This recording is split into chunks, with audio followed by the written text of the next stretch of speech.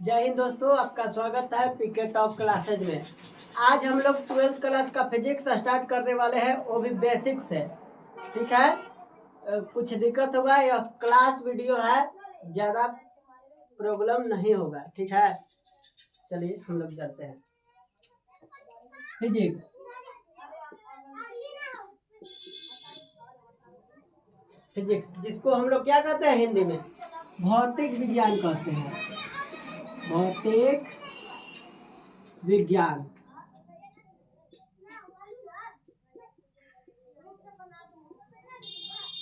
भौतिक विज्ञान।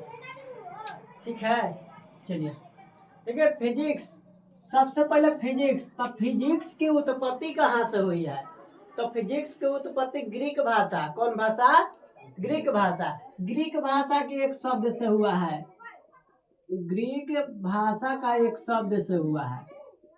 ग्रीक भाषा के नाम सुने होंगे सब, सुने होंगे।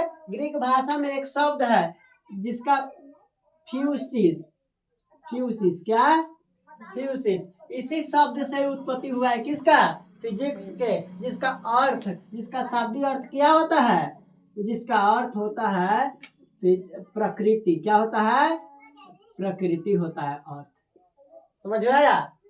फिजिक्स का अर्थ क्या होता है? प्रकृति।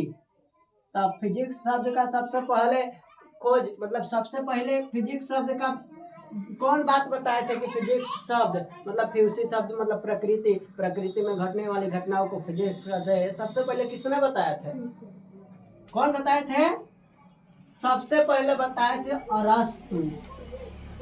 अरस्तु कौन बताए थे? अरस्तु बताए थे। प्रकृति में घटने वाली घटनाओं के अध्ययन को हम लोग क्या कहते हैं? फिजिक्स कहते हैं। अब फिजिक्स के पिता माना जाता है सर आइजक न्यूटन को। फिजिक्स का पिता किसे माना जाता है? पिता यानी जनक। किसे? सर आइजक न्यूटन को। सर आइजक, हिंदी में लिख देते हैं सर आइजक न्यूटन को। न्यूटन को, सर आइजक न्यूटन को। लेकिन भौतिक मॉडर्न फिजिक्स, मॉडर्न मतलब आधुनिक फिजिक्स का पिता, आधुनिक फिजिक्स का पिता किसे माना जाता है? तो आधुनिक जो फिजिक्स होता है, आधुनिक फिजिक्स का पिता माना जाता है अल्बर्ट आइंस्टाइन को। अल्बर्ट आइंस्टाइन, अल्बर्ट आइंस्टाइन को माना जाता है। फिजिक्स का पिता माना जाता है सर आइजक न्यूटन को, लेकिन आधुनिक फिजिक्स का पिता किसे माना जाता है? अल्बर्ट आइंस्टाइन को। किसको? अल्बर्ट आइंस्टाइन को। तो फिजिक्स का यह इंट्रोडक्शन हो गया। अब हम लोग फिजिक्स के अंदर चलेंगे, जो 12th क्लास में चैप्टर होते हैं। 12th क्लास में चैप्टर जो पढ़ाए जाते हैं उस पर हम लोग चलते हैं। चलिए, 12th क्लास में फिजिक्स के इस फॉर्मेट होते हैं। कौन सा फॉर्मेट? फर्स्ट नंबर पर होता है इलेक्ट्रोस्टैटिक्स, मतलब कि स्थिर विद्युतिकी। इलेक्ट्रोस्टैटिक्स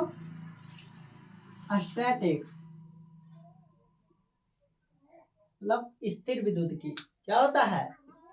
स्थिर वैद्युतिकी। वैद्युतिकी। दूसरा नंबर पर है इलेक्ट्रिक करेंट। Electric current. अच्छा, इलेक्ट्रिक करंट के बारे में आप लोग तो 10th में भी पढ़े हैं, लेकिन उससे अधिक जानना है इसमें। इलेक्ट्रिक करंट मतलब विद्युत धारा, विद्युत धारा। और एक मैग्नेटिज्म, मैग्नेटिज्म चुंबकत्व, इसको क्या कहते हैं? चुंबकत्व। ठीक है, दिखाई दे रहा है। अगला ऑप्टिक्स। ऑप्टिक्स, ऑप्टिक्स, ऑप्टिक्स को क्या कहते हैं?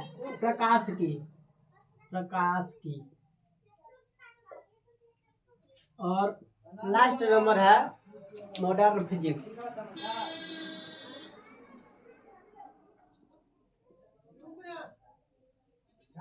मॉडर्न फिजिक्स, इसको हम लोग कहते हैं आधुनिक फिजिक्स।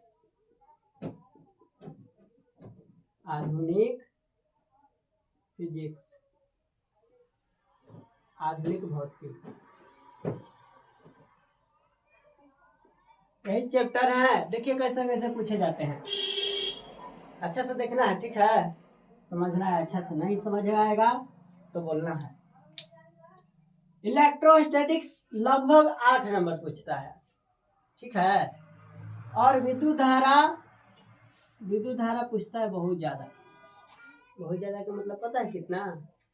बहुत ज्यादा का मतलब जब तक ये नहीं पढ़ेगा ये समझ में नहीं आएगा। 20-22 नंबर लगभग में पूछता है, 20-22 नंबर, 19 नंबर, ऐसे मतलब कि दोगुना सवाल है तो इसके लगभग करीबे रहता है। मैग्नेटिज्म पूछता है 8 नंबर। ऑप्टिक्स ये पूछता है 22 नंबर, समझ में आया? तो 22-22 44, 44 और 16 60, बच गया कितना? 10 बच गया। तो लगभग इसमें पूछता है 10-12 नंबर पूछता है। इसमें थोड़ा कम कर देगा लेकिन इसमें थोड़ा बढ़ा के रहता है। 12 नंबर, इसमें 20 कर देगा, 18 कर देगा, 18 कर देगा, इसमें 2 प्लस आउ कर देगा, मतलब 16 के लगभग क्या करता है, पूछता ही है। समझ में आया? तो दोगुना सवाल रहता है तब पता नहीं चलेगा कि इसमें ज्यादा है, किसमें ज्यादा है, किसमें ज्यादा है, लेकिन गिनने पर पता लगता है कि किसमें ज्यादा और किसमें कम है। समझ में आया? तो टेंशन नहीं लेना है, धीरे धीरे सब पढ़ना है। सबसे पहले हम लोग क्या चालू करेंगे? स्थिर विद्युत की। स्थिर विद्युत की, देखिए एक में स्थिर विद्युत की के मतलब कि आवेश के बारे में जानते हैं। वो भी कैसा आवेश? स्थिर आवेश। कैसा आवेश? स्थिर आवेश के बारे में जानते हैं। उसके बाद है विद्युत धारा, जिसमें करंट के बारे में जानते हैं। और यह मैग्नेटिज्म मतलब चुंबक के बारे में जानते हैं, चुंबकत्व।